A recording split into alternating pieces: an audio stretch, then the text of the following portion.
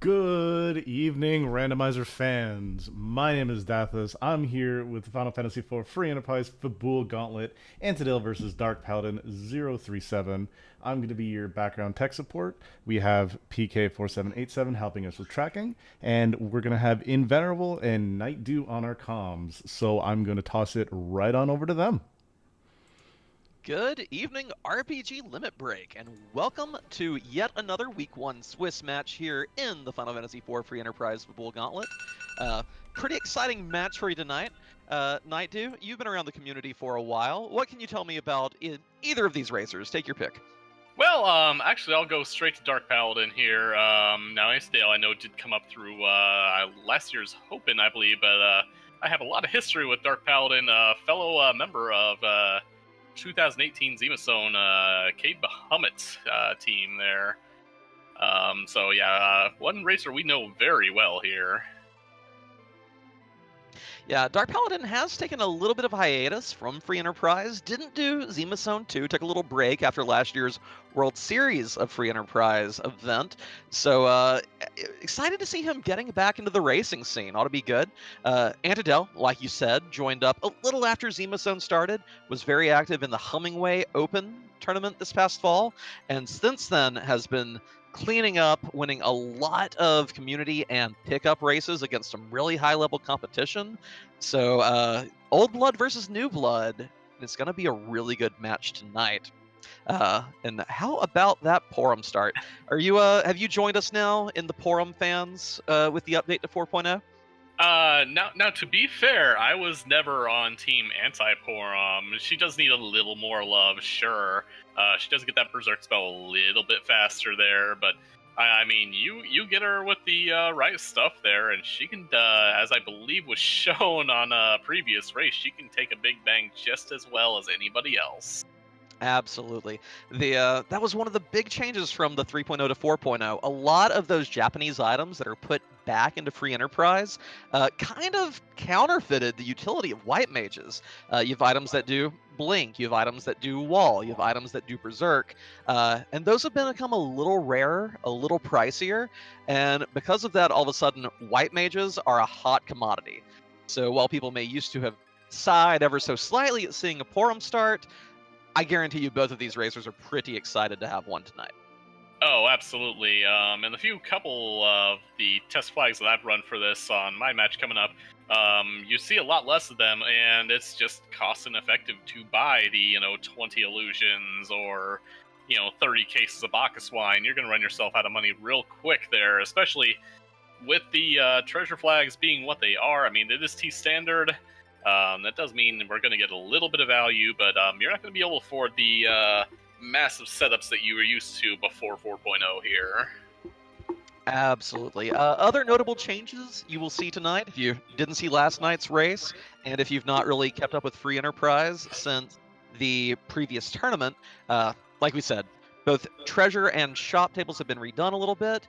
You can see that alt gauntlet flag. You're not just going to fight the same boring 6 sets of enemies if you run into the full gauntlet boss fight. They'll be drawn from the neighboring area. And then, of course, we have that random 5 win crystal. Instead of it being the same thing, oh, you have to forge the crystal, oh, you just have to find it. We're going to see 5 random objectives right as soon as we take flight here. And we'll see how the seed is going to shape up for our runners.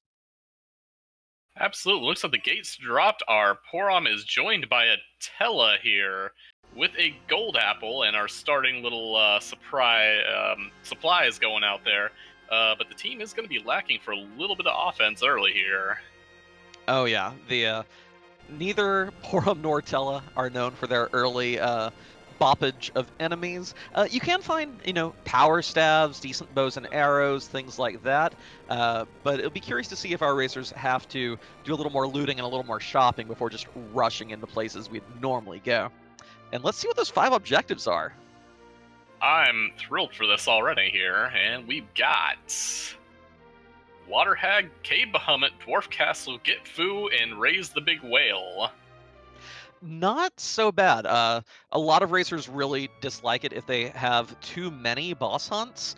We only have one, and that's Water Hag, and because the free bosses flag, which isn't really free, it just means they adhere to their vanilla scripts, Water Hack's only going to take 3 hits to kill no matter what team you're rocking.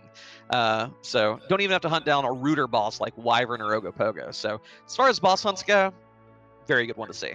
Yeah, did see a Dwarf Axe in the Baron and did see a Siren in the Mist Grass here, as both of them have kind of already diverged here. Looks like Cure 2s and exits, and looks like Dark Paladin did pick up a Gungnir as well. So if we find an early Dragoon, we'll be a little bit happy. Not sure why we're buying exits with Exit Mage Extraordinaire in the party, however, already.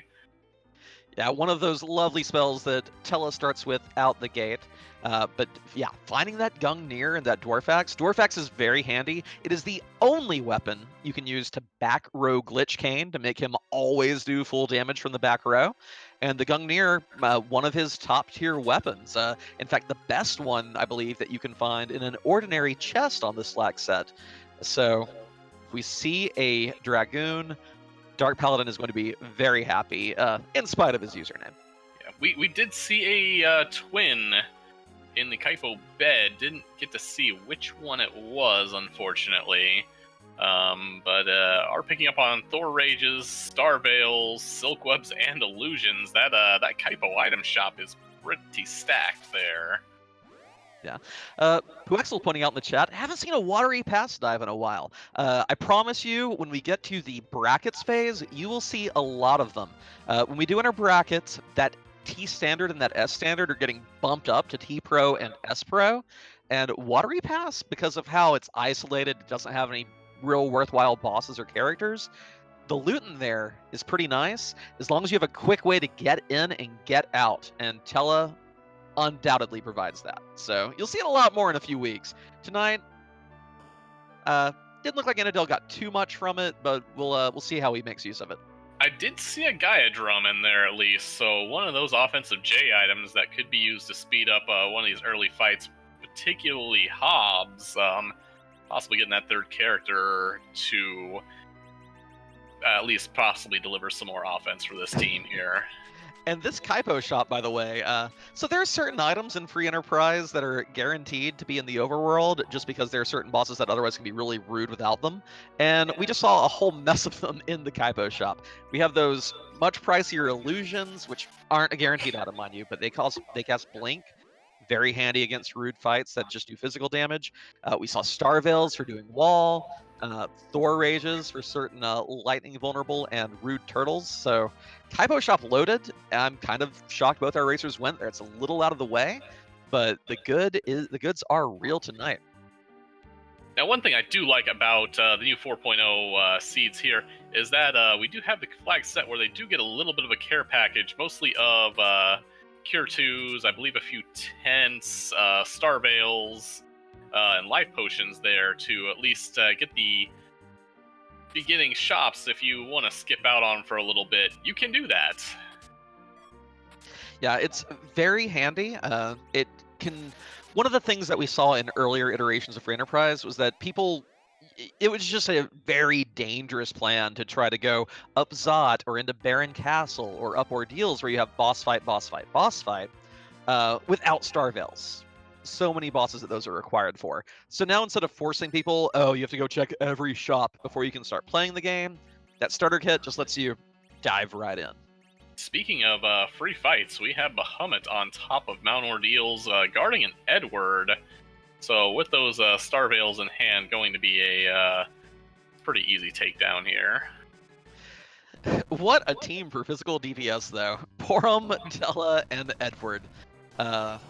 Eddie, of course, has some very impressive utility. We saw last night one of our competitors, Project Dia, fought Zeromus with basically a base level Eddie and showed those strats off. And you see that DP has named his Eddie Kirchen, kind of the progenitor of those strats. So don't know how comfy these two racers are with some of those ridiculous Edward strats, but that would be a heck of a way to wrap the seat up tonight. Yeah, absolutely. Just because, like you said, really the only buried objective we have here is, that's a Rune Axe and 2 elixirs on the back of Hobbs. That's surprisingly useful there, but really the only thing they really have to hunt for is that water hag. So if we find that quickly, we could be in for a fair jet if we can find the Darkness Crystal in short order. Yeah. And of course, we do have that Get Fusoya objective, which another one, you know, kind of being the game being a little kind here. Just knowing that, okay, my opponent and I will both have a Fu at the Zeromus fight definitely takes a little bit of weight off your shoulders.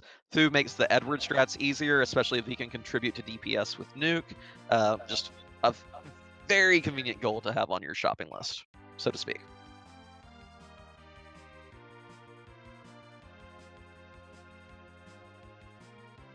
Doing a little more looting here. One thing about Edward, though, is at the start, he's not all that great unless you find a really good bow and arrow, or perhaps a dancing dagger for him to use its magical effect when popped as an item. So it doesn't surprise me to see both our racers doing a few more shop checks before pushing forward. No dancing dagger, but we did find an elven bow for sale in the Troya weapon shop there. Oh yeah, on S standard, that's I believe the best one you can find for sell. It has the best accuracy of the top 3 bows. It gives a little bit of black magic boost and is strong against mage types. So very good weapon indeed. Now, we also did look like we found cabins and ether ones. The ether ones actually might be pretty useful, especially right outside of the pass turn-in, should we be using that to make our way to Zeromus, especially with that Fusoya. Now, I know I have had seeds where having Soma drops for sale have been a thing, but having those right outside could fix a few MP issues going into that final fight, just right outside there. I like having utility things like that right in front of potential way into the Zeromus fight. Absolutely. But it does look like they are kind of doing a little bit of a different kind of roundabout, but both of them doing quite a bit of looting here before going to tackle objectives, but they are meeting in the middle here at Antlion Cave. Yep, still looting. Find some samurai armor in there. If we don't find a nice big bruiser to wear that heavy armor, that'll at least help our racers' cash flow situation. Oh yeah, one of the things, you see like some of the elemental gear that I think sometimes in the last couple, like back in 3.0, were actually, I believe, maybe included in kind of the, might be sold off for money there, but the body pieces especially sell for quite a bit of money. And are just usually great to have, at least for monetary purposes there. Yeah. A couple of other noteworthy pieces of gear. You know, we found Kane's best plain treasure chest weapon back in Baron. We find Cecil's here in the save point room, and plus a bonus Ogre Axe. So we have... which is, between the Ogre Axe and the Rune Axe, I say we have all the ultimate weapons for Cid as well. So as far as stuff you can find in ordinary chests, Kane, Cecil, Cid, all looking forward to joining this party. Antidale getting great use out of this Gaia drum, by the way. It normally won't one-shot a single boss here, but when you split those HP 3 ways, it will clean up, and it doesn't even care about the Maga Sister's wall spell. Only getting arrows, but really good arrows for his trouble, though. Yeah, I was about to say for a moment there that despite that Gaia drum, they both picked up elven bows, so they were not really worried about ways to kill the Mega Sisters here, as both of them had very good ways to do so. Ooh, also, here's a little spicy nuance that I just caught. So one of the virtues of having the exit spell is you don't have to walk out of Antlion Cave. One of the problems with the exit spell is, depending on what you decide to loot, you could miss out on something important. Dark Paladin got an hourglass from the northeast chest on the first floor, an item which stops all enemies, and Antidale exited out without that. That can end up being a huge difference in certain hard boss fights, can end up being a juicy bunch of free XP for Dark Paladin. It'll be interesting to see where he brings that into effect later in the game. Yeah, Eddie having a little bit of issue. Sandy landing that charm spell on him and taking a good chunk out of Tella before shooting himself with that bow. But he does clean up finally there. Oh, and at the Fabul Gauntlet spot, we have the Fabul Gauntlet. Here, we get to see that Alt Gauntlet in action. You're not seeing the usual enemies from the vanilla game. They're pulled from the surrounding neighborhood. So you don't have anything too threatening here, but it will be annoying and a little bit of a time sink, especially with like 6 imps swinging at you per... Oh, Antidale does not have time for that. I don't. Well, I'm not sure where to go past that beyond Ordeals or Baron Inn. The choices are still a little bit locked here. Could just be looking for a few additional items. Now, I believe in that spot, you're going to have 16 enemies divvying up about 1,800 hit points between them all. Those guaranteed Thor Rages might actually be exactly what they need right there. Well, allow me to correct you a little bit on that. The Alt Gauntlet does not apply the boss spot stats. It actually is the vanilla monster stats. So you are correct, though. If we find Thor Rages, bombs, or Notice, the ice-based item, it'll do really good work, especially against those big batches of imps. And if we find any of the needle rats or anything, it will be very handy. Okay, yeah, that's actually good to know there. But yeah, that's yeah, even in the vanilla game, those should clean up fairly well. Yeah. DarkPaladin also not wanting to invest this time until he has some kind of sweeping ability. Like, if we can take Tella up Ordeals, get him, virus to multi-target on these things. If we can find Palom anywhere, even, well, Rydia would take a little more doing, but we do have the possibility of getting a good summon for her up on West Hobbs that may be able to sweep these large batches of low HP enemies. She would need a little bit of MP at that point as well there, just having a paltry 10 to begin with. But it looks like both of them are reassessing their way into the Baron Inn here. And which moon boss do we have? Because that's a very juicy Kane sitting there. Absolutely. With the gear we have, Kane will be a very welcome addition to the team. Hey, Plague! Not bad at all. Only 400 HP in this spot. Plague's only attack is to set the Doom counter on your entire team. Can be manipulated in many ways, but here, no need to even worry about it. Hold A and you are done.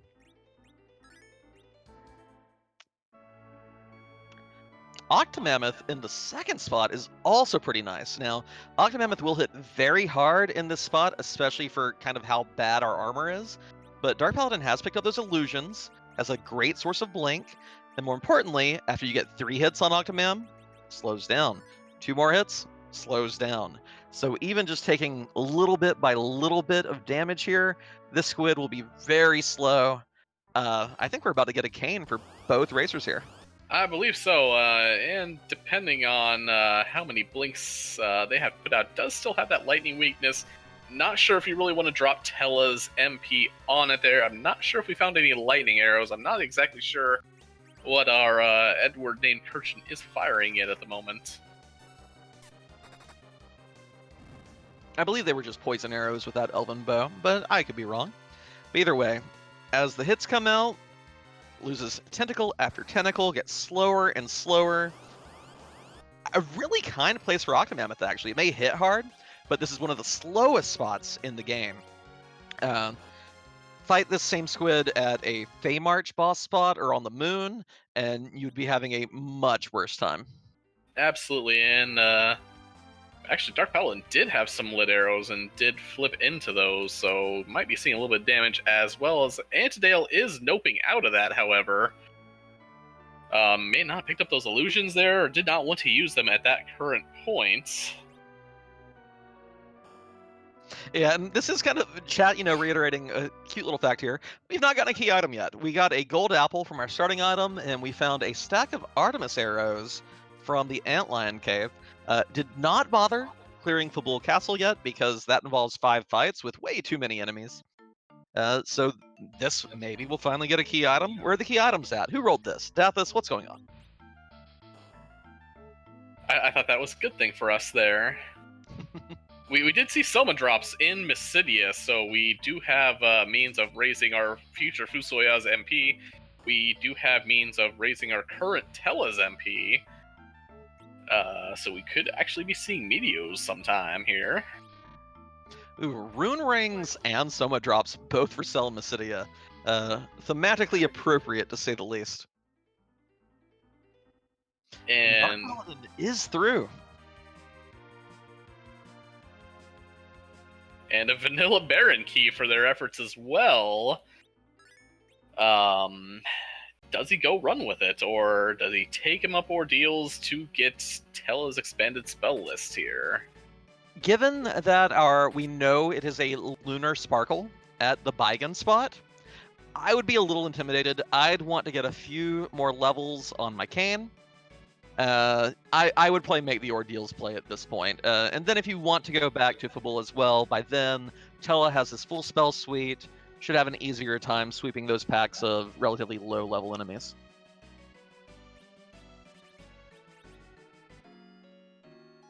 And DarkPaladin does have a full set of Dragoon gear to give to his Dragoon, so that is a extremely well-armored Dragoon here, especially in the back row, just going to be jumping all over everything and not taking much damage at all whatsoever here. Yeah, this cane is pretty much set for the rest of the game. I mean, if you do find a weapon upgrade, great, but you're just so cozy at this point, nothing to worry about. I have a feeling that maybe so fun fact, I'm friends with both of these racers, I admit it. DarkPaladin recently adopted a dog who he named Kane, so he's apparently going to be a very good boy this scene. Meanwhile, first boss on Mount Ordeals is our bonus round here, so extra bonus value on Mount Ordeals as both of them are going to run into D-Mist very quickly here. Yeah, excellent to see this. You always have D-Mist in the back of your mind because it does gate a potential key item. So with this one out of the way, just Water Hag left. No severe boss hunts, not having to chase down 3 of them wherever they may be hiding. Just another one of those concerns lifted from our runners' minds. Just the hopeful Fusoya on the back of the Giants. Oh, that would be the dream, wouldn't it?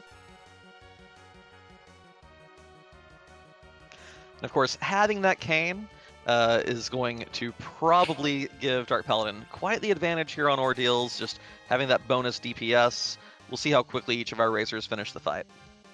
Yeah, neither of them going to be in real danger here. This spot has almost nothing for physical attack, so both of them will get through this fight. Just that extra, 500 damage around from jumps is going to be rather large here. I do like that they're pretty much in exact sync with the get ready to fight coming back. That is beautiful.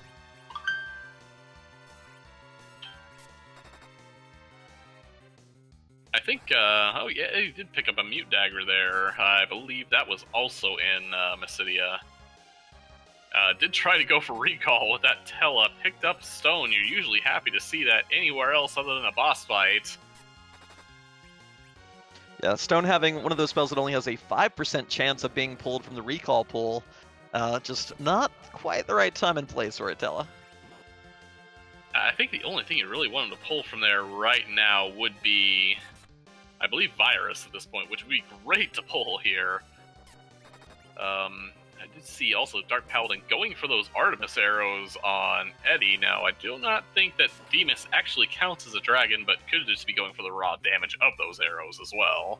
Yeah, they are the strongest arrow in the game, so even if you're not getting the quadruple racial bonus against dragons, going for speed over efficiency, a great thing to take advantage of in this randomizer, and eking out the win on D-Mist just by a hair over Antidale.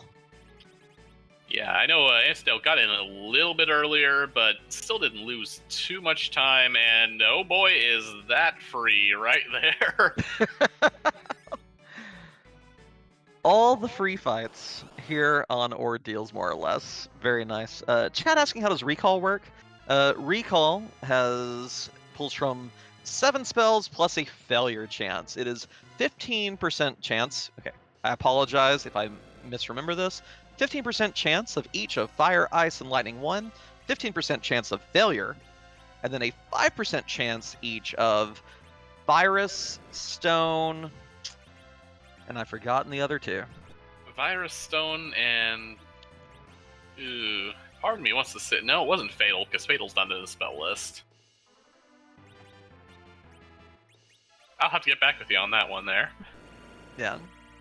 Either way, it is very, very unreliable. You don't want to be counting on it, but it is fun sometimes to high roll the stone spell on an enemy vulnerable to it, high roll virus on a lot of boss fights. It can be you always feel special when Tella actually does something good in that regard. And Porum doing one of the things she does better than Rosa, learning the Berserk spell. Dark Paladin's going to have a real good time casting that on his Kayn over these next few fights. Absolutely. Taking the free heal walking into the Paladin room, I mean, usually there's almost no reason to go back for that heal unless you're really afraid of just that one boss like Golbez sitting in here, but here we go. Our key item potentially is a hook. Well, curious. Well, I mean, we have a pretty decent team. We'll see a Racer endeavor to go chase that hook and get underground as soon as possible? Or will they go clean up that Gauntlet fight up at Fabul? Will one of them chase the Baron Key into the castle? Or will our demist item back in Mist Village give us yet another rabbit hole? Lots of options. We'll probably see some pretty good divergence here soon. I would think that Antidale's probably going to run back for that Kayn almost immediately after getting Tella's expanded spell list here. But both of them, now that they have a Tella with a virus, do have that sweeper they wanted for that Fabul Gauntlet. That's my guess on where they're probably going to go here. I gotcha. And thank you, Beowulf. Checking that mechanics guide was a little off. So 15% chance, Fire 1, Ice 1, Lightning 1, and Toad. 5% Break, Bio, well, in this game, Stone, Virus, Weak, Fatal, and the 20% chance of just the big ol' exclamation point popping up and nothing happening. And we did have a question answered in chat for Zarubora. Just so you know, when you're looking at the objective list, if it says the specific monster's name, it means you must find that boss wherever it's located. If it says defeat the bosses or complete a zone name, it means whoever's at the location. Wordface attempted to be very consistent with those, so you don't have to worry each time. You can get a general idea of, does it say the boss name? Does it say the location? Of course, Dark Paladin proving me immediately wrong by at least going to check the Baron weapon and armor shop, but I'm going to guess is probably going to head further in here. Strength rings and black belts, very nice. He may have had that full set of Dragoon gear, but both these items give bonuses to the strength stat. He wants the damage on his Kayn. So, next important question for you, Naidu. Given that D-Mist was the first of the 3 bosses on Ordeals, how long do you think it'll take for our racers to remember, oh yeah, I can go get that item from Rydia's mom? That's a very good question, as I see neither of them went immediately for it here. Now, at the very least, Antidale still is in the general area here. Yeah, it's so easy to forget. It's not a problem when it's the last boss you fight in a zone, but when it's one of these places that has multiple bosses and it's the first one you fight, oh, out of sight, out of mind. Especially when you see them dropping the hook and dropping the hovercraft and chasing that hook. Antidale, by the way, going ahead, I like this play a lot, if only because I've gotten bitten so badly from it. Going ahead and running down here to Antlion Cave, you get to, one, see who your new character is, which if it is someone like an Edge or a Fu, or with that lightsaber and having a lead at Ordeal, a Cecil would be amazing right here. And you get to sneak a peek at the boss. We know that if it's a Valvalis, for instance, we know that the Magma Key is somewhere in the overworld, and if it's just a really nasty boss you don't want to fight, like Kenatsu, you're like, I'll go find another way. Hopefully. Well, we found 2 things here. We found Sirens and Bacchus Wine in the Cave Eblin shop. We have also found the Mega Nuke special over in Baron here. We see Dark Paladin reloading and dropping that battle speed like a rock so we can get some of those Star Veils and getting Kayn out of that middle slot here. But hey, we found Wyvern. Hey, it's out of the pool. It's not that rude a spot for it. For what it's worth, it's a lot ruder when it's actually on the throne and you don't save after the first fight. And it's like, oh, hi! Speaking of things nice to have, Antidale also finding curse rings for sale at the Cave Eblin armor shop. Fantastic. Chat, in case you're wondering why we'd be so excited about cursing our characters, Final Fantasy IV used an earlier version of the ATB system where it all balances around the fulcrum of whoever your anchor is, whoever's in that middle slot. In DP's case, appropriately named Anchor. So it compares their absolute agility stat to everyone else's, and this determines your party order. So if you can drop that down to the bare minimum with a cursed ring, giving -15 agility, all of a sudden all your other characters are as fast as the fastest of bosses. Did I leave anything out? No, not at all. And on take 2, with the battle speed dropped and Tella using being that anchor right there, no problem whatsoever. Getting a couple star veils and sending that dragon away. Antidale here choosing to bypass most of these chests, has no interest in fighting the Staleman. And we do have another lunar boss down here, guarding Iridia. So Antidale doesn't know that we just found Wyvern, of course, on Dark Paladin's screen. And if you don't know, Wyvern is yet another boss that cannot gate your only way underground. So this may be very motivating for Antidale to go check all those remaining overworld spots rather than diving right in. Absolutely, and with just getting Iridia there, I love to see her, but I'm just a little biased here. Didn't find too many of the additional summons here. I'd love to find a Sylph real early for that, but did exit right out. Probably heading back to Baron. I'm actually really interested right now to see what is at Fabul. Although Antidale is finally going to that Demas check. Remember, taking a moment to remember, wait, I've already looted this place. Why am I here? This is not my beautiful house. This is not my beautiful mother. Ooh. Oh, wow. We'll just pack that in the pack away for later there, for potential ninjas. Just sell it. Just sell it. It's so much cash. Just sell it, Antidale. You don't need that. Edge is a scrub anyway.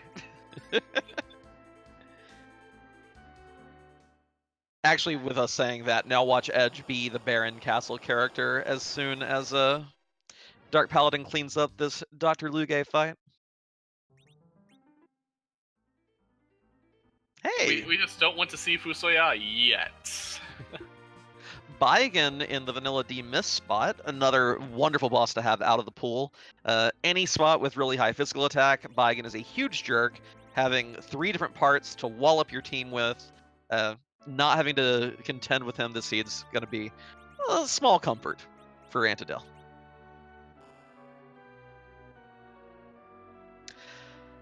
Well, you know, it's not Edge to wield that sword, but... It is required, apparently, unless we had unless the mob's somewhere else in the seed, so, we've got our early Fusoya. That's one of our rabbit hunts out of the way. Absolutely. So I'm sure we'll see that number 4 getting lit up on DP's side of the screen in just a moment. And yeah, that will definitely give sweeping options if you want to go clear Fabul Castle. You may go fight your other bosses just to power Fu up. Unlike in Vanilla, you have to fight bosses to power up his spell suite. You get 100 HP and 3 spells per boss fight. And whatever's getting the way underground through Hook will also not be that scary for this team. With Ordeals down, they should have quite a bit. There's our Magma Key. Sorry, did I say Hook? I take it back. The only way this could be better is if the Water Hag was just happened to be that King Queen Evelyn spot. You're speaking to my soul. I love to hear that. I'm keeping my fingers all the way crossed that required Water Hag is in that spot. That would be a thing of beauty, would make the seed really, really trolly. I do like, by the way, I think Dark Paladin was playing to his history a bit there, choosing to take the Baron option instead of the Hook option. One of his first Zeromus 1 matches, he won by a substantial margin over some really great racers, just because he was the only one willing to do the Baron key early. So maybe that was his reason for prioritizing this one tonight. I think I like the Baron key option a little bit more in 4.0 when you have a boss hunt on the table here, just because it's 2 bosses, a character check, and at least 1 key item check. That said, I'm a little disappointed he did not scope out the Odin spot. Oh, yeah. Well, probably going to clear these other bosses. Fu is currently rocking 1400 HP, which means it'll take 5 more bosses to fully power our Lunarian friend. Between this one, whoever is at the Octomammoth spot, CPU, we know CPU's there, and then the Fabul Gauntlet, this Fu should know pretty much every spell in the game, and maybe we'll see him make a run at oh, there's Quake. Maybe we'll see DP make a run at the Odin spot then. It could be. I mean, as soon as I see Quake and having that sweeper, I assume... Well, I'm not going to assume anything anymore. I've been completely off base with my guesses here. And as I say that, is running straight for that Magma Key. There was a Poison Axe in the back of the Baron weapon shop there, as Antidale just found. Those are things I love to sell for money right there. Those axes, those Rune Axe and Poison Axe are so expensive, and I love just throwing those right into my bank. Yeah. So, Dark Paladin having Quake seems to be very cozy with his Fu spell suite. I do like him not going back to Fabul yet. You can reduce your total number of dips there by going and talking to Yang in the Sylph Cave first. Then you could do the King and Sheila 1 at the same time, then come back maybe if you get a pan. The only way this hurts is if the pan is at the King spot, which, you know, very unlikely. We have 28 different potential key item spots. And even then, if you find it, it is very likely that your opponent is going to stumble into that same little trap there. Nori Nephilim asking how long the races go on this particular flag set. Our fastest finish on a race so far has been just over 1 hour, and our longest one, I believe, went about 2.5 hours. But the mean or median, whichever we want to go with, I'd say is probably around like the 1 hour 30, 1 hour 40 minute mark. With the random objectives and also just the general distribution of key items and bosses in the randomizer, a seed can be rather generous or it can be rather trolly. Dia bringing up a good point there. Antidale did see the Sirens and Bacchus Wine in Cave Eblin. Dark Paladin not really having a reason to go there now. May miss those items. Well, for what it's worth, though, when you do have both a Fu and a Tella, you have pretty good grind options available. And if you have a Fu, a Tella, and a Porum, you have Zerk options available. So a lot of those duties are already kind of filled by his sheer array of white magic. The biggest concern there would be if there is a really rude boss in Feymarch getting our Darkness Crystal that would require a grind without access to the giant. Speaking of rude bosses, Dark Paladin walked right into Dwarf Castle, and here's Kenyatso.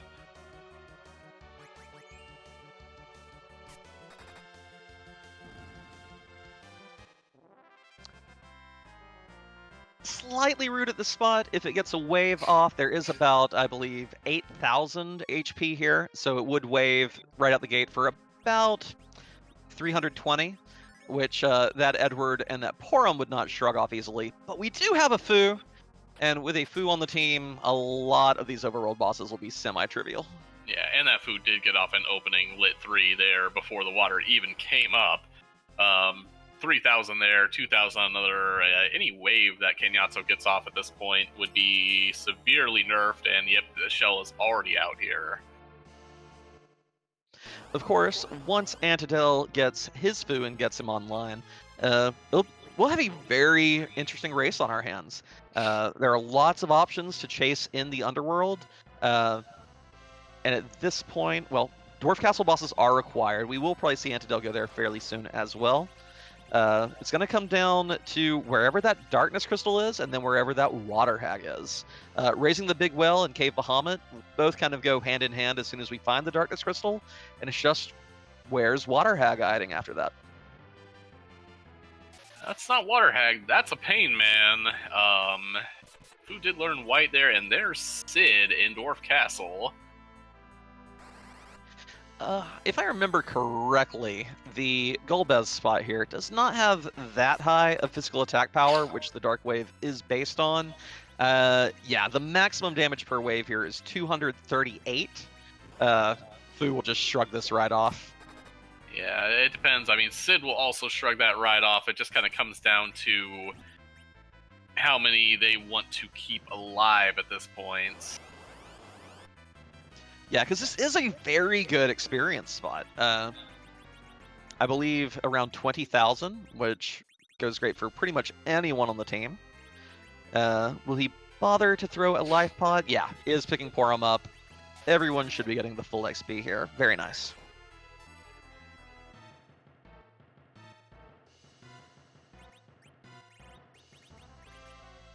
Meanwhile, the Antidale is still rolling on, does have that cane, still rolling on Berserk Porom strats here. Which I kind of love to see, honestly, but... I mean, we did have a race where Porum pretty much carried the team, so I can kind of appreciate the relying on Porum for good luck after what we've seen so far, even just in yesterday's matches. That's a very strange Fusoya. At 1,800 hit points, we just saw him learn Cure 3, Cure 4, and Burst.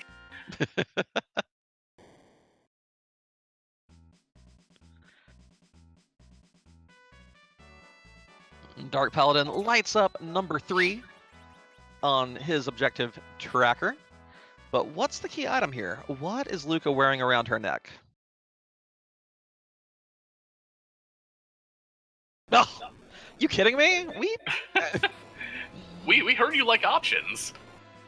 Well, that right there pretty much single-handedly takes care of options 2 and 5. Our objectives have led into each other one after another. The Fu and Baron gives the Magma Key, which immediately leads you to Dwarf Castle. Dwarf Castle gives the Darkness Crystal, which lets you raise the Big Well and then complete Cave Bahamut. I dare say the only thing that'll make this seed any faster will be if Water Hag is the Cave Bahamut fight. We're just pretty much, and it actually bodes pretty well for Antidale because all this stuff leading into each other will let Antidale catch with all those objectives there. Should be heading to Dwarf Castle pretty quickly, so we're pretty much down to the two playing for a needle and a haystack play here.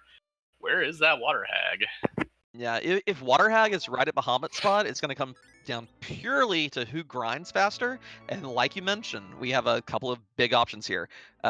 Both characters have access to Weak if they want to do a D-Machine or a Mac Giant grind on the Giant. But Antidale has the Sirens, if that version happens to just be faster for the team we're rocking. Fu doesn't need any more levels to get online. And Kane, of course, can be berserking pretty fiercely, even in the mid-40s. If you wanted to get Rydia online to be really helpful in the Zeromus fight, you got to go to level 50. Porum has to go to level 52. Ooh, this is a little rough, though. Antidale, at this point, would really need to see a Water Hag in this Odin spot, or he'll be falling and losing a little more time to DP right here. Speaking of important checks, we did get a job dwarf check from Dark Paladin. Our job dwarf today is a property manager. Oh, is this even randomized? Odin and the Odin spot. It looks like he's gonna take a shot out of here. I kind of feel like this would be an almost instant reset here, given what it is, because I think if Odin takes just one look at Fusoya, yeah, he's already taken 2 shots here already. We're probably gonna see that Zantetsuken really fast here. Yeah, we do have Lightning 3 on Fu. I would be Surprised to get 2 casts off. 2 casts of it should clear the spot. I think this is just under 20,000 HP. That sounds about right, yes. Alternately, Antidale did buy a cursed ring, so should be able to rearrange the party, let Fu go first, and if Fu goes first here, especially if you turn the battle speed down, I bet we see 2 lightning 3s in time. We looked like we had Evil Wall at Leviathan and either Rubicant or Elements there at the Asura spots, so our boss is not hiding in the Fey March, and it does see we did have a vanilla rat tail as well there. So is this even part 2? So Dark Paladin now has options, can of course make the Sheila 1 check, appears to be on his agenda. If you wanted to be really cheeky, since he didn't go down the hook path, could run up Lower Bowel to see both the boss at the Lugay spot, as well as whoever's at the Rubicant spot, if he so desired. But the moon, of course, has 5 bosses on it. There are 2 more in the giant, and of course one of those moon spots already required. We'll probably see a well raising pretty soon. Yeah, now I do like a little bit of a reset play, putting a save down at the bottom of the tower and just running up it just to see what we do get there.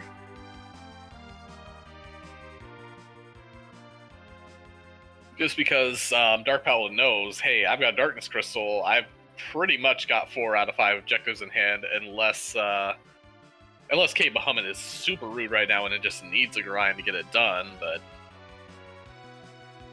It's kind of interesting because this is our first 1v1 style tournament. You can actually play to your opponent a bit better than when you're doing 4-way free-for-alls. 4-way free-for-alls, you kind of either have to make a particularly huge gamble or just accrue so much time over the race that you win outright. 1v1, I wonder how much these racers have studied each other, learned their idiosyncrasies, where they like to prioritize, and if we'll see either one, swinging for the fences in that regard. Do you have a Sheila 1 check out of Dark Paladin? Getting a rock. Don't have a sword to go with it, but unlike all those forced crystal seeds, there's really 2 reasons to go do that. One, Excalibur is still Excalibur if we find a Cecil on the moon or something like that. But that Cocal shop can actually sell us things that are out of depth, I believe, there, and is usually at least fairly spicy in terms of things it can sell to our racers here. Absolutely. At this point, I think Dark Paladin's bigger hope would probably be to just try to hit that 10 key item mark. We have extremely lucrative grind options available, and getting all those levels will just make the remaining bosses clean up even faster. Tower key a cheeky find. That gives... Go ahead. Yeah, speaking of that tower play, you were just probably about to say it, but that's 3 boss checks right there. Getting more and more tempting there, I'd say, given we're just looking for a boss. Antidale, by the way, opting seems to go burn some of these sirens before pursuing the Dwarf Castle bosses. Maybe investing time on the front end to save it on the back end. We'll see if this actually plays out for him. Now remember, at least back in 3.0, we did do quite a bit, and does have Arty Arrows, should be able to one-shot that egg with a assist from Berserk here. It does look like he is going to be killing off that Rydia here, just to, at least I thought I saw Kane take a shot at her, but did also look like Porom jumped the gun a little bit there. And here we go. DP is chasing the tower key. Not going right for the Bahamut spot. Choosing to believe Moon's haunted. Wants to see if he can find that water hag elsewhere first.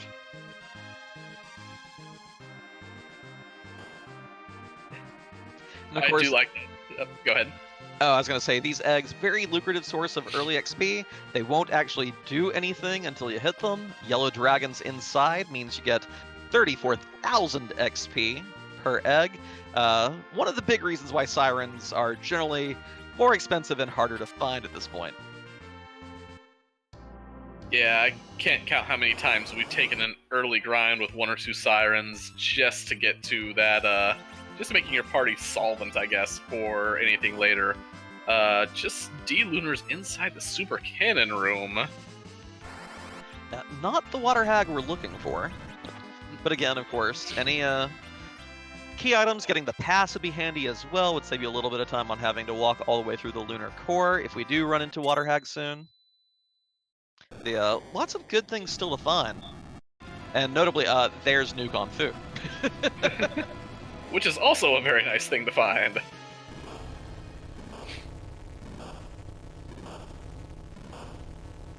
Rivers here breaking down the recall numbers as befits his tele emote. How's it going tonight, Rivers?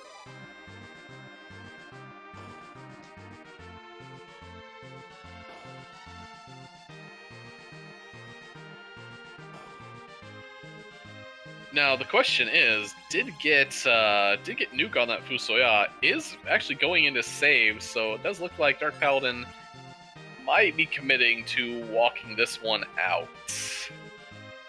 Yeah, I mean, we've already fought the tower spot, the tower key spot. We don't find out that item until we walk all the way down anyway. So yeah, DP seems to be committing to either going for a 10 key items or just hoping to find Water Hag on Earth, one or the other.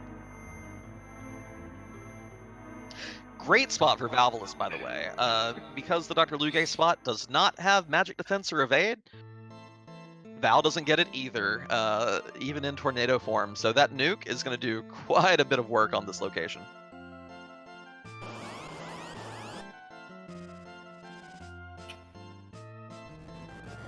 Absolutely. And honestly, it just never felt like... I mean, she has no actual straight-up magic tag now. Does seem Dark Paladin does know about the slot and went immediately to nuke. Yeah, there's been a list of known locations where she doesn't get any magic defense. And then after a little more study, we did compile a list of places where she has some magic defense, and you can actually do a little bit of work with nuke. And then there are the spots where she has the full 255 magic defense in tornado form. And there, now, you cannot land a single thing. It does look like Sid's still having an issue hitting, and it does look like Kane's not hitting a bunch there, so we are kind of... he is kind of relying on that nuke to get through this, and I believe everything included, I believe it's something... how much HP is in that spot again? It's split up amongst 3 forms. I'll pull up the stats if we don't have a No64 genius in chat to answer it, you know, instantaneously. Because I was also curious about her physical defense here, so I'll have that for you in just a second. Yeah, just shy of 19,000. 18,943. And as far as the physical defense, actually gets 4 physical evades here, so that would explain why that Sid isn't able to do a whole lot of work. Yeah, that does explain quite a bit. Did risk a Kane jumping there. Is Val breaking out a little bit of the physical attack here. Can't keep that Fu up for a little bit. That is one of the tricky things with breaking her spin. If you leave her spinning, she's going to alternate between weak and then weak, ray, and a punch. So she can only kill 1 person every 2 rounds in that regard. So if you keep Blink up, you're in pretty good shape. When you start breaking her spin, she has bonus counterattack. She has bonus attacks when she's entering the spin, but gets through here. Not much of trouble at all. And the reward is... Oh, that's music. The reward is what everybody wants to hear. So the question is Dark Paladin going to go to be the people's champion, or does he really, really, really want to just win this race? That's only 1 boss. It could be the Water Hag, but it's a very slow and long check. We'll see which way he goes with it. He doesn't even have an Earth Crystal to go at least route in with it. Much as I want to hear that music, I don't foresee him going for that music.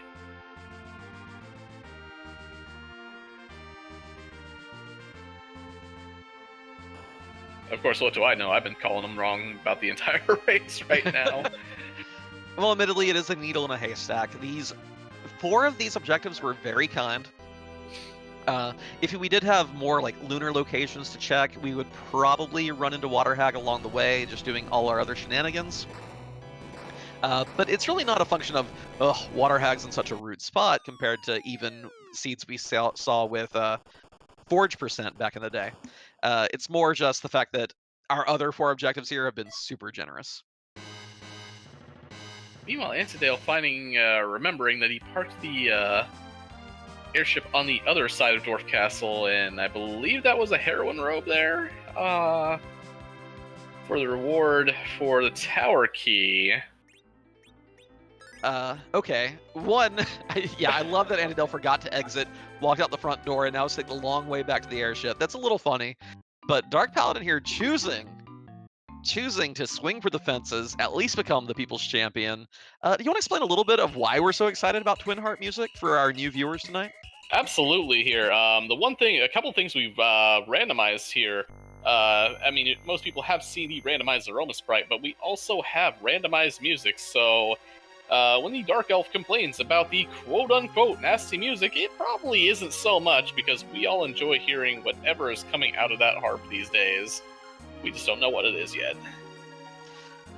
And good news for Antidale. I dare say that this does give Antidale a big chance to catch up if Water Hag's not here. Antidale now has that Dark Crystal access, has access to Cave Bahamut, has access to all those moon bosses that Dark Paladin hasn't checked. So just depending on what Antidale goes for here, we could be seeing a little bit of a flip in who seemed to be leading this race. Yeah, and actually Antidale probably has a few more levels by virtue of those couple of yellow dragon eggs. And those sirens still. So this is still very much a race here. Oh no! Dark Paladin scouring his inventory for a kamikaze item to end the fight quickly, and then going to Fu's spell list to try to end the fight quickly, but no insta-death items for the team, no magic points on Fu, having to wait for the Dark Elf to finish this fight for him. A couple questions in chat before the music begins. The starting characters today were Porom and Tella. The tower key already getting answered, but yes, also the heroine robe, yes. And here we go. Big divergence happening. Antidale is going to raise the well. We'll be getting that number 5 objective cleared off very soon. But who cares about that? It's Twin Heart music. I'm going to listen to this. I'll be back with you all in a second, chat.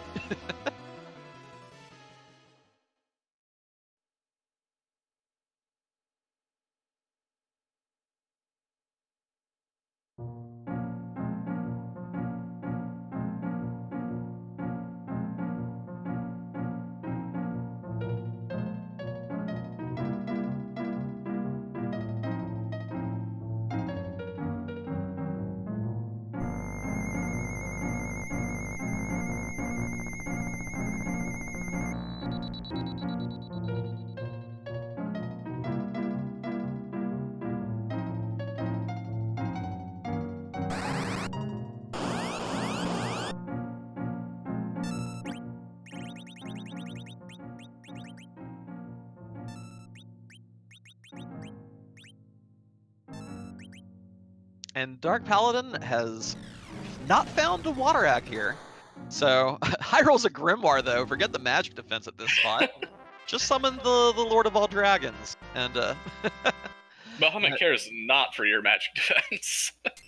So Dark Paladin at this point would really hope to see a Luca Key package or Earth Crystal here, just because that's the only thing that gates an unseen boss. Spoon is a key item, and resets. Does not care about the 10 key item bonus, just wants to get on out of dodge and get back to checking locations. That would have been his 9th key item. Might have kept that one actually, just for the XP bonus going forward. Did have a source of exit, but does look like probably gonna make that Odin check here as well. But honestly, I get resetting out of anything boss-wise like that is not a Water Hag at this point. Yeah, he knows exactly what he needs to finish the seed, and is going to apparently exclude everything else. 10 key items doesn't really matter too badly with this team. You do have excellent grind options already. It would be kind of funny if that did end up making the difference, though.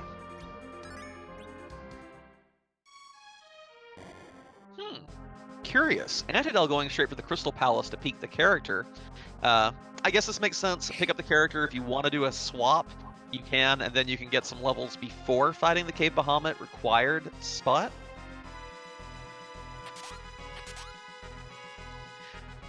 But after all Porum has done for you, are you going to let her go now, Antidale? At this point, I believe it still has Tella and Rydia there. Is giving Kane the boot. We're going reflex strats here. Cheeky. Yeah, so we mentioned reflect strats. As part of the programming limitations on this game, no boss could have had more than 65,535 HP. So, two notable fights, the Elements fight on the Giant and the Zeromus fight, have HP refills that happen. So Zeromus starts at 61,000.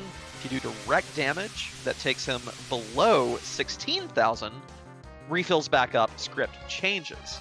If all you do is reflected damage, perhaps through powerful spells, nuke, holy, what have you, you get to just do the 61,000. And that definitely seems to be what Antidale's plan is in the long run here. Oh yeah, I would definitely give a pause here. We did see the name of Antidale's Rydia there, named Slingshot, and is probably going to be aptly named, as I'm pretty sure we're just about to see a D-Machine grind coming up here real soon. Absolutely. We saw Ethers for Sale in the overworld earlier. Not that hard to keep MP up on both Fu and Tella here.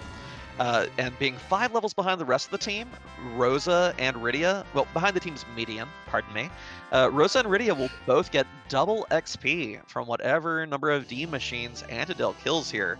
We're going to be seeing probably level 50-something Rosa and Rydia very soon.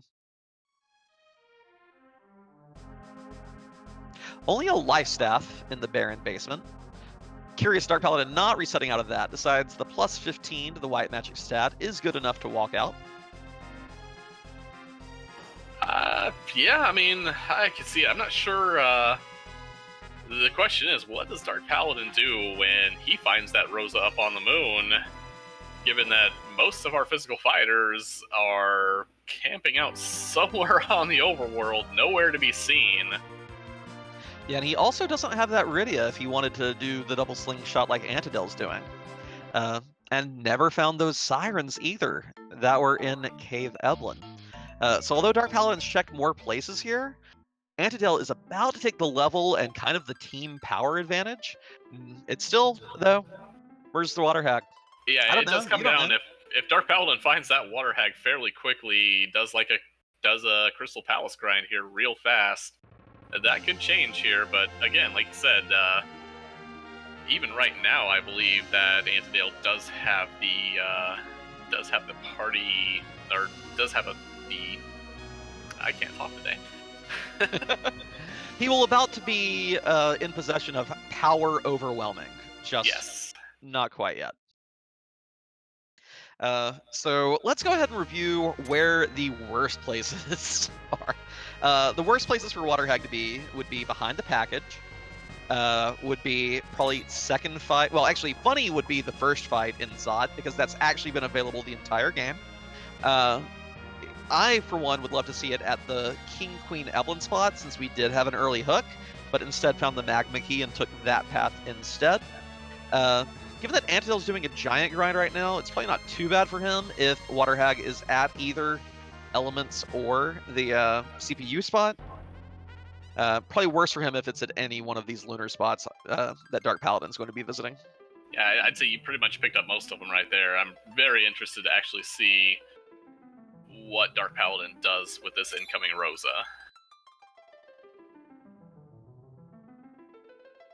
I am a little surprised that Antidale... Oh, okay, never mind.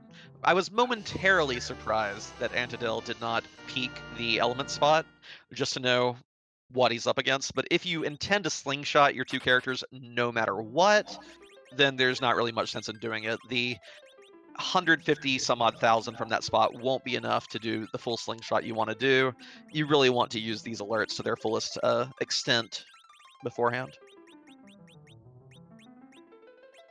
And it does look like Antidale has found the fight he wants here, as he is firing up the Lit 3 for these beamers here. Iris leaving one of them with only 48 HP. Porum still doing work, cleaning up that one though. Dark Paladin did take that Rosa over the Porum. Doesn't have a really spicy grind option yet here though. He does have that Hourglass. He might go over and deal with the Lunar Hair Dryers, the Prokaryote Eukaryote chest, or could just take some random encounters somewhere. Those coffins right there might help. Absolutely, a lot of the random encounters will be vulnerable to that. I don't think the hair dryers themselves are. And yeah, there's that one Hourglass too. Not seeing any sirens though. Didn't even find a random one along the way. Oh, PK saying he has a single siren. I must have missed it. Pardon me. I believe it was in Mist Village actually. I believe both of them did loot Mist Village there, but yeah, it's I mean, you could call pretty much one gold dragon fight here, but I might want to actually have that XP bonus if it's my only siren going forward. Antidale did not get the fight he wanted, it looked like, or was just moving on to one more here. Yeah, if you look at the grind fight manip step chart, there are a lot of places where it could be either your third fight or your fourth fight, just depending on what seed you landed on, and may have had the bad luck to where it could have been either of those, and you actually have to see the horseman before you know for sure. Okay. Meanwhile, we do have Dark Paladin making the Cave Bahamut check. I think I saw Red Robe. I think that was Dark Imps. Absolutely. This is also not a shabby place to burn that Hourglass. Makes this fight free. You could life glitch all of them if you wanted to. Not the highest XP spot, but you still get a little bonus. I think I would probably rather use it on just 10 coffins. What am I talking about? Yeah.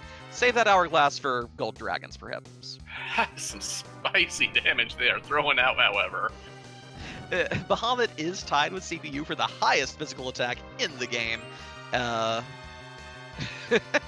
life potion might have been better thrown on your own team right there.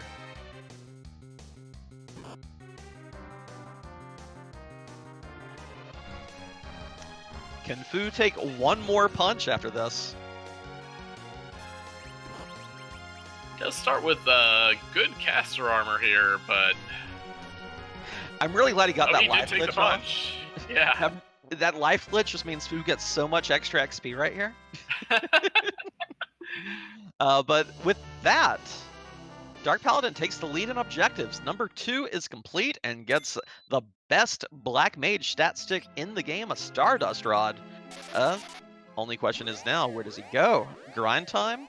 Or are we hunting a water hag on the moon? Yeah, that's actually great news for Antidale as well, as Antidale will have to go do that fight there, and either that Rydia or that Fu will get the services of that Stardust Rod.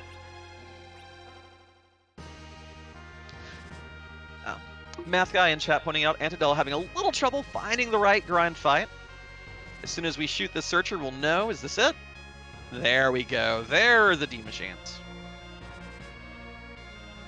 Took a little bit, but still probably going to be worth it, especially given the party that Antidale has committed to here. Absolutely. And the reason this particular grind fight is so valued is that as long as you don't bop it and leave it alive, the D machine will only use a percentage-based attack. So as long as you pay attention to your HP and don't hit it out of turn, it's relatively safe. And yeah, very lucrative. You can life glitch them, which the life glitch, also known as the Vitality 0 glitch. Anyone who gets revived in this game is revived with HP based on their Vitality stat. You can see this with your own characters. If you curse them down to where they don't have enough HP, well, use a life potion, they come back up to 0.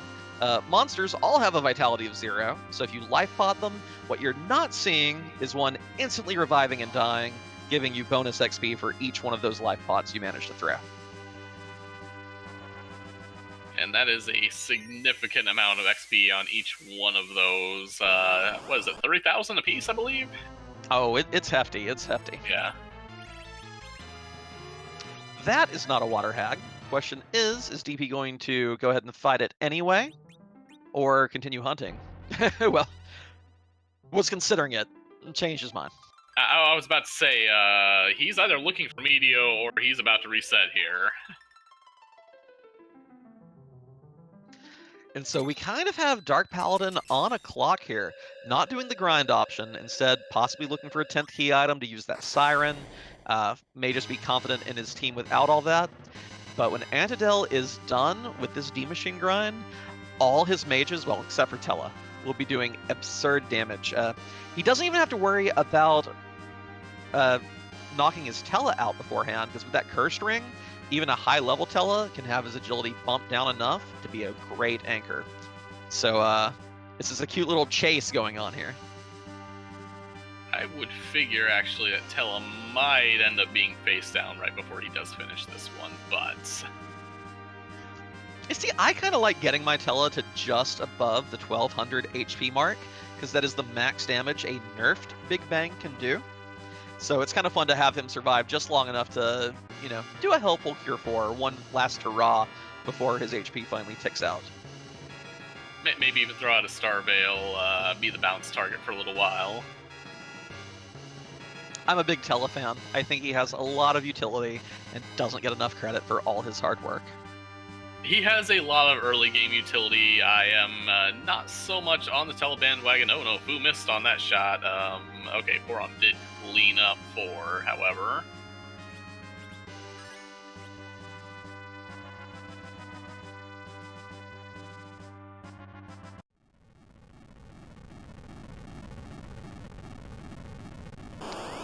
Next up, we have, I believe this is the Vanilla Plague or White Lance spot. And, well, we found Yang. Kinda. And he's not in a good mood. No, not at all. Got some training aside with that Black Sword. What was that? That 1900 to Sid right there? Whew. And that kick doing a whole lot of work on both Tella and Rosa. And so that base level Rosa there, 1200 to back row Tella there as well. Does need to start finishing this pretty fast. I'm sure Kane and Fu might be able to take a few shots, but...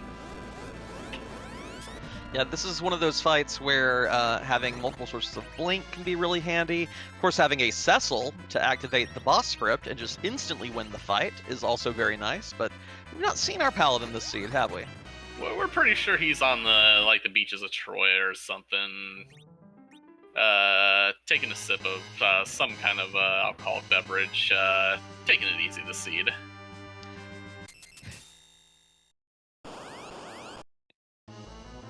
Alright, next spot. Do we have a water hack? That is very much not a water hack. She might slap you for saying that. This fight used to be a lot trickier before we fully understood the nuances of agility anchoring and also just how good Star Veils are. Both Rivers and I in an invitational match last summer? No, 2 summers ago, had a very hard time with this Asura fight at this spot. We know that there was a Rune Axe in play that could help. We understand a little bit more of life locking now, but relatively high HP, relatively high punches, and if the fight goes on long enough for, say, a reflected wall on her to wear off, boom, she will heal herself up back in a hurry, and you will be crying. At least if you haven't done, what is it, 17,000? I can't remember the exact numbers behind that. She does have a cap where she does start glitching and healing her MP with those Cure 4s as well, and I ran into that in one of the first races I was restreamed in. Only she wasn't here. It was a hook seed, and she was at Ruby, and I think I had a Berserk Cecil with a Mute Knife doing damage. Yeah. Of course, even if the Cure 4 stops working, those Cure 3s at this spot also heal a very large amount, so... Taking great advantage of Blink strats, though, here. Of course, the only damage she does is a counter punch whenever you do something to her. Blink will neutralize 2 of those swings. Not too much to worry about. Just the question is, how are you going to do your damage and make it stick? Yeah, is unfortunately getting Cure Forward here. So while Sid, who does seem to have that Rune Axe, is hitting for 3,000 some, but not unfortunately able to keep making it stick here. Yeah, 42,000 HP to chew through here. It's going to take a hot minute. Speaking of a hot minute, Antidale has been at that D-Machine grind, has cleaned up more than a few D-Machines. Should probably be finishing up here relatively soon, and we'll see what goes on after that. It's throwing another MP or another Ether at Tilla. Don't know if it's the Chat, by the way, asking why do this fight if it's not Water Hag. It does gate 2 potential key item checks. If Water Hag is behind Earth Crystal, Package, or Luca Key, then this spot is in fact required. Rosa, being 5 levels behind the medium, will get double XP from this spot, and this spot gives 100,000 XP. So this will slingshot his Rosa into viability in a single fight. But again, it kind of depends on what the reward is as to whether or not this really pays off for DP. Yeah, the chest behind could also have very nice things out of the rarer pool here in terms of, not key items, but, potentially a White Lance, potentially Zeus Gauntlets, anything of that nature could also be behind here. But, like I said, probably the big thing he's going for is that cool 100,000 XP right now. Yeah. Oh, and also, PK, I don't think he's been to the Wyvern spot, the vanilla Crystal Sword altar. So 2 more spots left here in the subterrane. We're running out of spots. It's looking more and more like it could be like it could be that King Queen Evelyn spot. Which is great news for Antidale right here, that Dark Paladin has not found that spot yet. Yeah, because we know, because Wyvern blocked the Magma Key, that you're not going to see Golbez at King Queen Evelyn. We've already seen Val, so we know she was out of the picture anyway, but Val couldn't have been there. Those really rude getting bosses could not have blocked the hook path, because we already had a rude boss blocking the Magma Key path.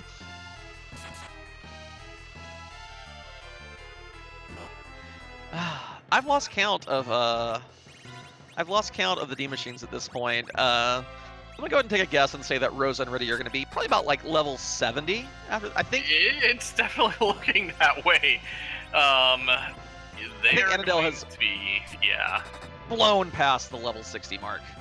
I keep expecting to see Tella just fire up the weak one more time, or even Fu do it. Well, I don't know if Fu actually has weak at 1,600 hit points there. Oh, and still does. Even more. Heck, Rosa and Rydia both at level 70. We're getting poor on there too, apparently. Can I say, by the way, I love a base level 10 Rosa doing 3,300 damage to Asura for the kill. Like, that's just beautiful in my heart. A base level Rosa doing 3,500 damage to a lunar boss is poetry in motion. Her reward, 24 levels. Just a little slingshot. Not quite enough for Cure 4 or anything. Let's see what the treasure chests have, though. Antidale may be done. The week is coming out on the Searcher here. Hey, you called that White Lance, you got the White Lance, and a Crystal Ring to boot for some excellent magic defense and a lovely little speed boost. 1 million XP. 1 million? Yeah, there's Holy. And, oh, actually, that might have been... Oh, wait, no, that was Rosa. That was 52 levels for Rosa, yes. Rosa, 62. Does Rydia hit the big 6-0 for Meteo? That's the real question. Ah, not quite. Well, no, she already had a few levels. She has that 82 HP, not just 30. Let's see. I think that's level 5 or 6 for. She may fall just short of that Meteo. Did leave Tella alive. Does have. Oh no, she made it. Oh, she did make it. All the way to Meteo. Level 60 Fu, 62 Rosa, over level 60 Rydia, 55 Porum. I don't think Antidale's scared of anything anymore. But DP has found the Water Hag. Here we go. Is that no-go pogo? 3 hits to a crystal.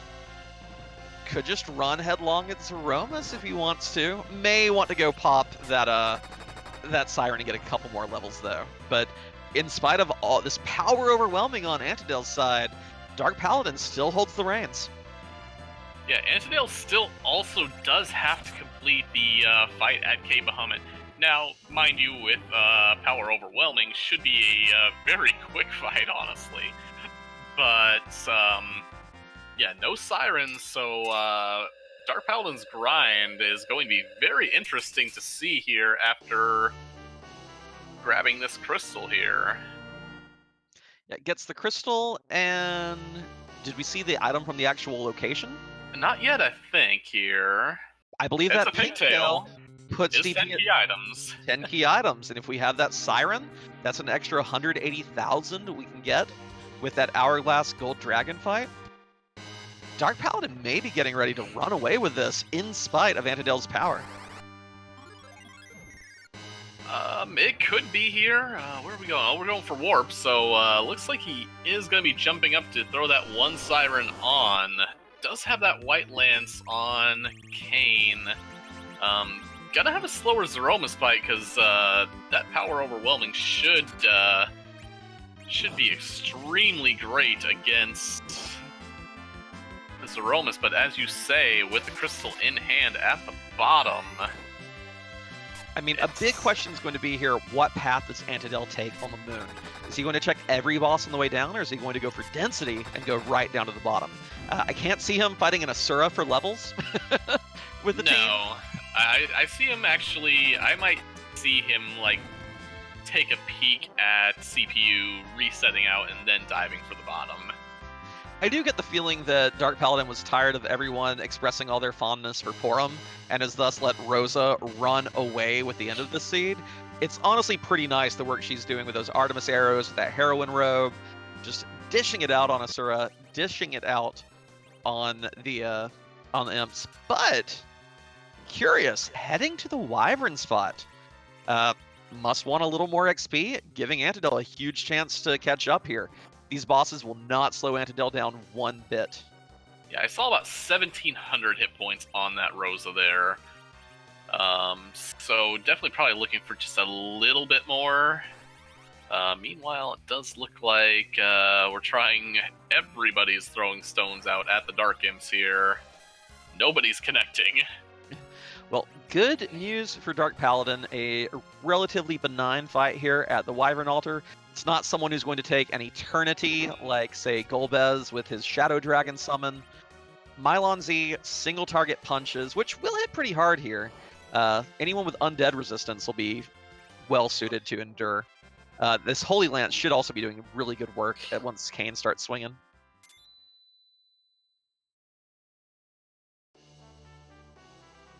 Meanwhile, Stone does finally land on...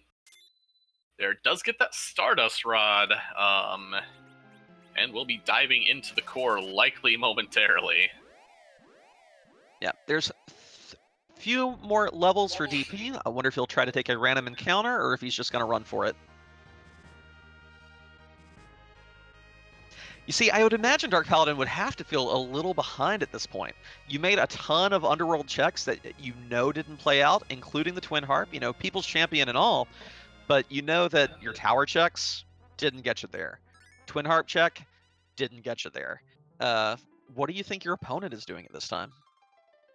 That's an extremely good question there.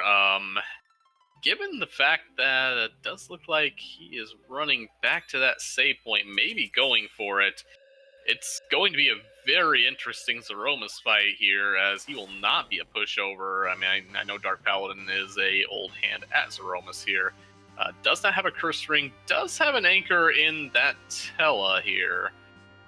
Dropping a tent, that's implying to me that he's not done grinding yet, because he doesn't want that Tella to pick back up here.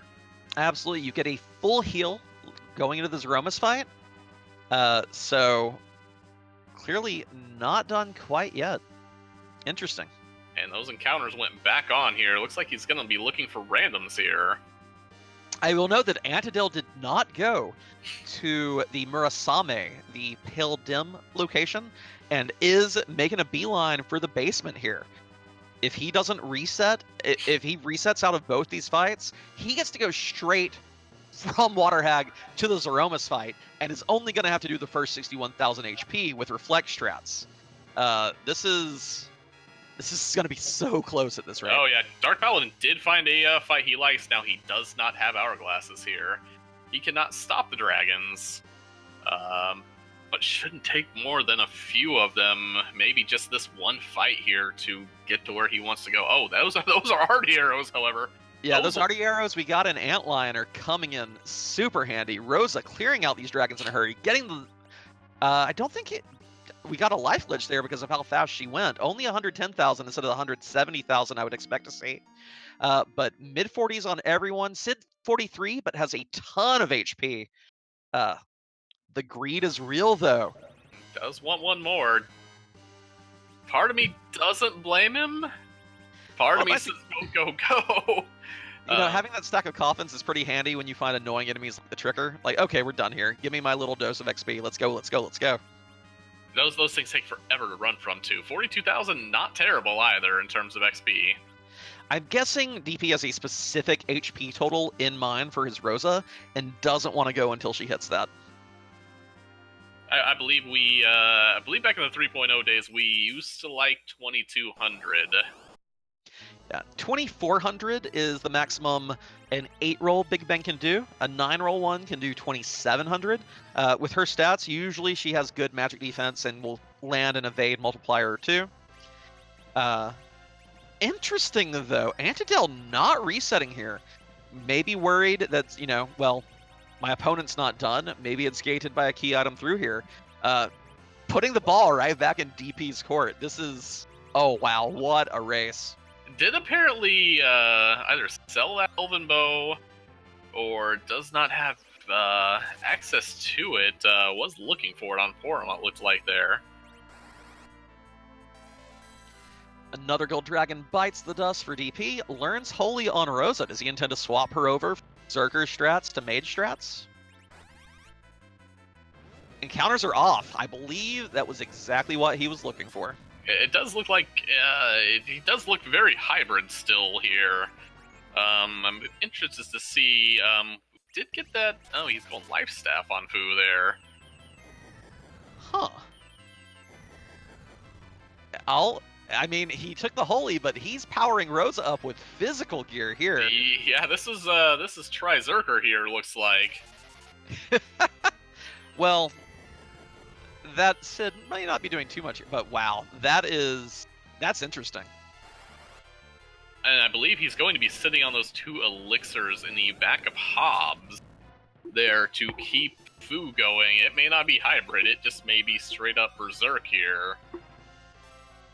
Well, the fights are over for DP, making the hike. Gonna be going to this fight a little before Antidale, of course, doing Tri-Zerker. It's always possible the fight goes off the rails. We may see a rude thing like a big bang into a Meteo.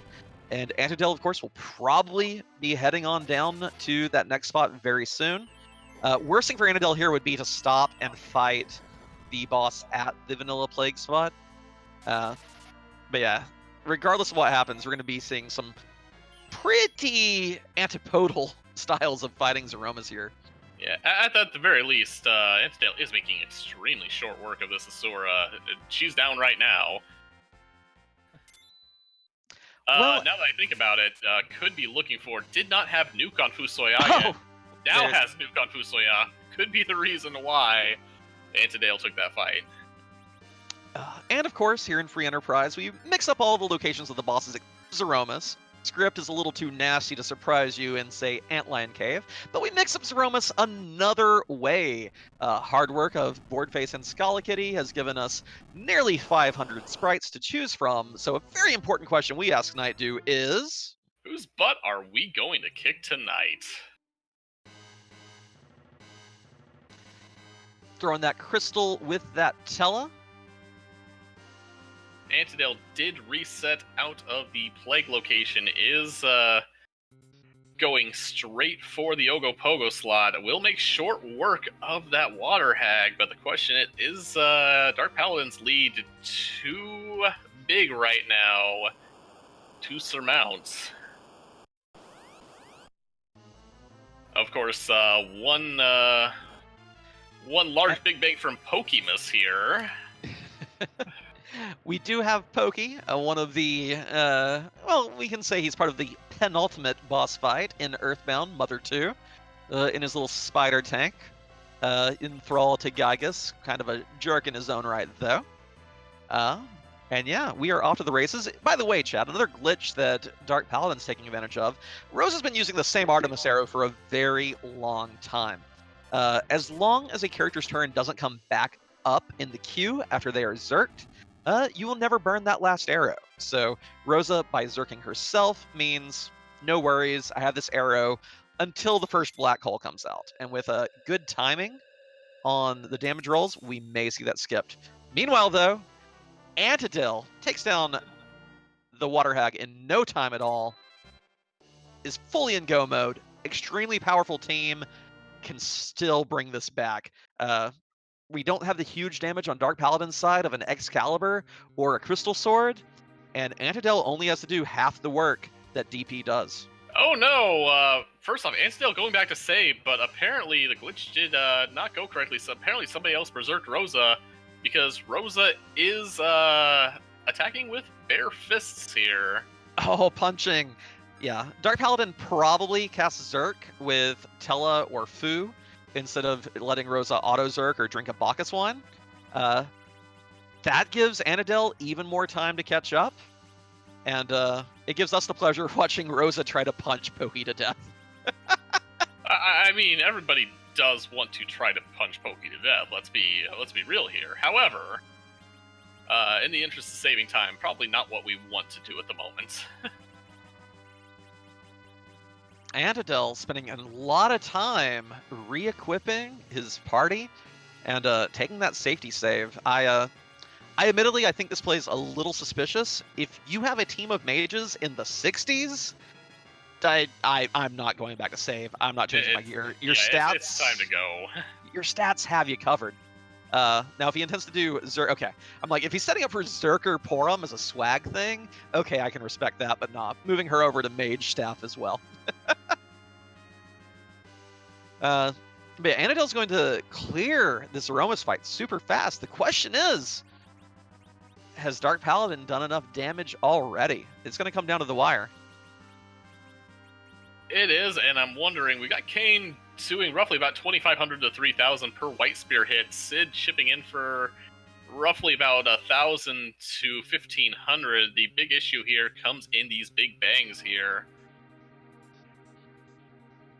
Dia offering some expert advice on inventory management as well. That crystal throw does take a nice long animation. It can be a very excellent time to go ahead and rearrange your inventory before either taking a Bacchus wine, putting up a Star Veil, casting whatever you need to. Those little minor optimizations can save you so much effort. Excellent point in chat by Dia.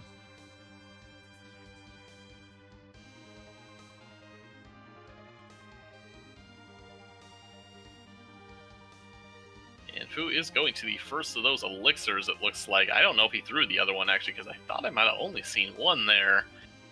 Cannot be very, with only 190 MP on him, cannot be that free with Fu's MP. And it does look like he wants to see Rosa drop here, if just to remove the Berserk status from her. I don't know where he is. Should be a black hole coming out probably pretty soon. Well, we're going to have another big bang first. But yeah, clearly Dark Paladin did expect that arrow to be preserved. Would have been dishing out a lot more damage per round. We've seen the work Rosa's done in a lot of his boss fights. Cannot be feeling good with her only doing 400 or so a swing rather than the nearly 2,000 she was earlier.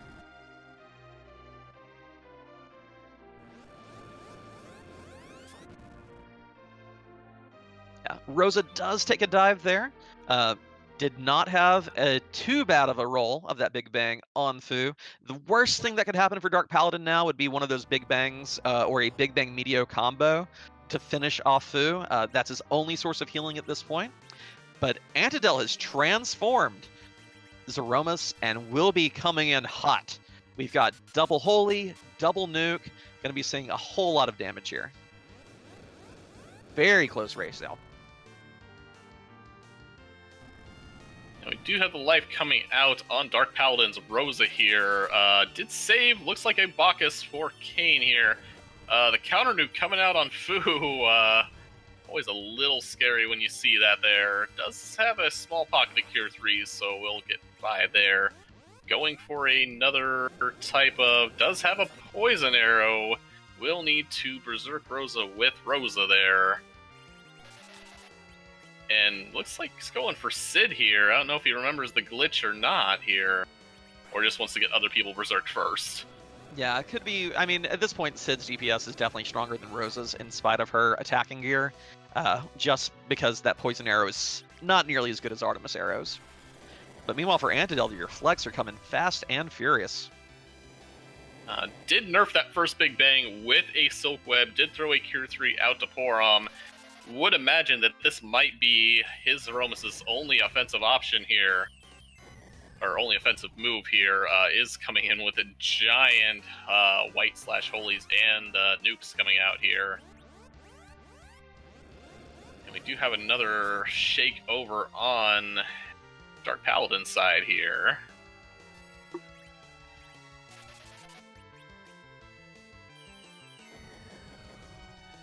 Rocks are falling on Dark Paladin's side, though. Oh my! But it's not going to take too many more reflected spells for Antidale to get this kill with the refill skip.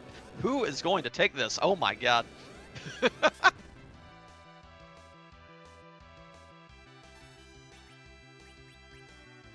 Oh! We've got a flash! Zerker strats eking it out, but now this is so close. I'm going to wait till a streamer confirms SRL times and gets them up on the overlay. It looks like Dark Paladin has taken this, but there was a delay on the match. Could have had, slightly different streaming delays. I'm going to wait and see what pops up here in our time boxes before we call this for certain. But GG's either way on finishing the seed. Let's see what these final times actually are, chat. Because with that flash, Antidale is also done. Dathus, please. I need times. All right. Our winner is Dark Paladin with an official SRL time of 1 hour, 32 minutes, 42 seconds. Antidale could not have been more than a minute behind. 133.21. What? Is that the closest match we've had so far? I believe it is there, yeah. And as everybody's saying, yeah, the menuing there was about the thing that did it.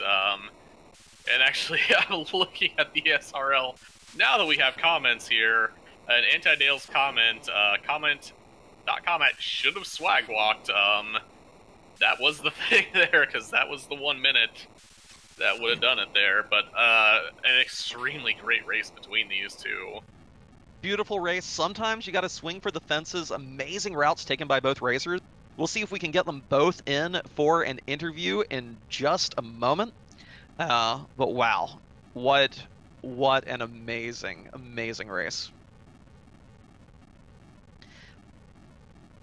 And while we are waiting for Antidale to get caught up, we are joined by Dark Paladin. I see a little mute symbol next to your mic. Are you with us, DP? Yep. GG's. When you saw the second .done come into SRL, did you suddenly have your heart skip a beat at that point to know how close it was, or what did you think as you were wrapping that seed up? Oh, absolutely. I mean, as soon as I saw Rosa start punching, I was just like, uh-oh, this is not good. It's like the first arrow went through, and it's like, okay, she's going to hit for like 1,800, 2K a swing. That's going to be okay. And then the second hit was a punch, and I was like, oh, crap. So one question I have is, you had the Tella, you had the Fu, you had a pretty early Darkness Crystal. Did it go through your mind to possibly do an early grind in the Giant, or were you just intent on trying to do it with normal boss encounters throughout the seed? I thought about it, but honestly, I feel really out of practice and just didn't think I'd be able to do D-Machine fast enough. If it had turned into a boss hunt where I had to go everywhere to find the water hag, I would have gotten all the experience on the moon anyway. The few wipes on the moon were not very great. Getting 0 experience on everyone on the Bahamut fight was not planned. I really should have used my hourglass there, but I was greedy and I got punished for it. At least Rosa was completely just a boss on that Asura fight. Just did it herself. Level 10 Rosa doing about 3,500 damage. It warmed my heart, at least. You love to see it. So how does it feel being racing competitively again? You took Zeromus off. You're back in the thick of it now. How do you like the flags? What are you looking forward to in the weeks to come? I'm gonna have to calm down first. I'm gonna hope that next week I'm able to schedule it on the weekend because I'm out of town for every other day. So yeah, that'll be fun. But yeah, I probably need to do a few more practice seeds. I misstepped a lot. You know, my map movement wasn't very great. I mismenued a ton. I should probably figure out like what is actually in shops because I kept looking for sirens and I'm not even sure they're there. They were. Antidale found them. They were in Cave Eblin, which, you know, with your fancy Magma Key, I guess you don't need to go to Cave. Oh yeah, ain't nobody got time for that. I already found Fu. He wasn't there. What else am I gonna find? Yeah. Well, hey, GG's again. Naidu, any thoughts on Dark Paladin's run that you want some clarification on? Question? We picked up pretty much most of it there. It was, you know, I'm very much happy to actually welcome back part of Team K Bahamut back to competitive racing here. But no, you pretty much cleared it there because I was about to ask him actually, you know, what was the one place you may have wished you either would have checked or checked sooner there, and that would, you know, I figured, you know, Cave Eblin because it did have the sirens, but it also did have the wine there as well. Yeah, at the time, it's like I got Fu, I got Porum, I got Tella. I don't really need that much wine. I got 3 Berserk casters already. Yeah. So. Yeah, you're definitely Team White Mage is definitely starting to show a little bit of power here, and yeah, in the seas I've rolled, it's you don't turn them down generally if you can help it. Yeah, one thing that I was kind of disappointed about is I had that Grimoire in the early game, and I'm like, nah, I'm gonna use this in the Mylon Z spot because that's probably the hardest boss in my way. And then I get to Mylon Z, and I'm like, oh, this is free. Well, I guess this stupid Grimoire is not gonna do anything. Then I get the high roll on the Dald, so that was fun. But... Absolutely. Well, any other thoughts on the seed, Dark Paladin, before we cut you loose and bring Antidale in? No. GG to Antidale. I caught the end of the race actually watching it since we had already finished, and yeah, my heart skipped more when I was watching that, going like, okay, yeah, I need to practice. Well, hey, thank you again for giving us one of the best races so far. I mean, we're only on the second day in, and it's been exciting. And good luck on your races in the weeks to come. Yeah, thank you very much. You too.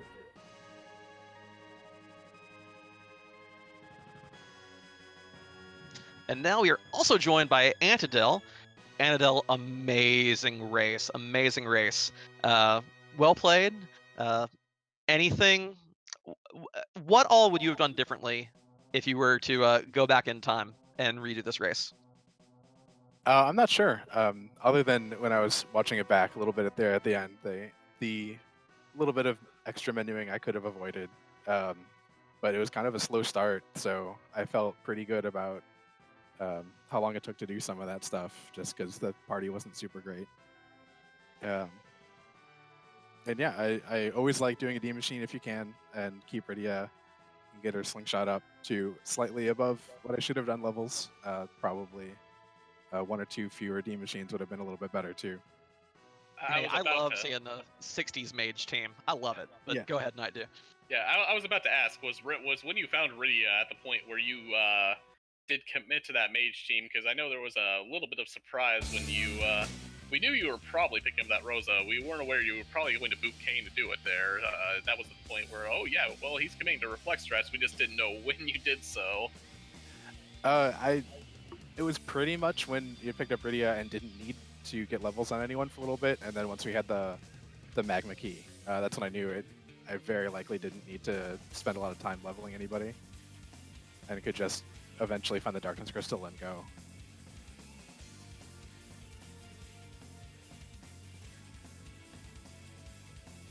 Well, GG's again.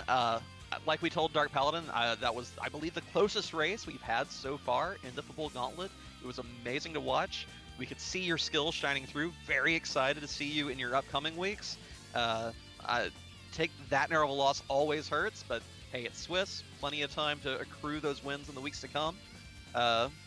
Looking forward to seeing it. Like we told people in the intro, you've been cleaning up in all sorts of community and pickup races. So again, chat, make sure you're following both of these runners tonight. And Antidale, any other thoughts on the seed before we wrap up for tonight? I don't think so. Just let everyone get a good night's rest tonight and another exciting day tomorrow with all the races that are happening. Gotcha. Well, GG's again. Chat, quick reminder to everyone, if you do want to keep track of the upcoming Fabul Gauntlet matches, there is a link there in chat that will pull up the schedule. Find your favorite racers, follow them, come out to matches with people you may not know, see the up-and-comers in the community, and look forward to a lot of great times over the next few weeks with the Fabul Gauntlet. Naidu, any other thoughts tonight before we put things in the hands of our restreamer? No, except for the fact that I really do not want to see either of these runners next week, no matter how I finish this week here. But yeah, it's going to be, especially when you posted that, we are going to have matches pretty much non-stop for the next 4 to 5 weeks here, so you will have plenty of time to get your fill of Fabul Gauntlet here, because we will have plenty of races to give to you here in the coming weeks here. So yeah, follow us, stay tuned for as much as you can here. And on that note, we do have another ongoing match tonight, less than an hour in, over on the Free Enterprise Twitch channel. I believe we'll be sending you all over there very soon. Get a little caught up and see how the match is going between Gaming with a Wraith and Twisted Flax. Should be a good one. Meantime, for the Free Enterprise community, I'm Invenerable. I'm Naidu. Thank you to our Restream team. Thank you to RPG Limit Break for hosting this. Thank you to the admins who, everybody I cannot name in this far short time, for putting this all together and just letting us do this. Thank you to everybody. Y'all are the best. Good night, everyone.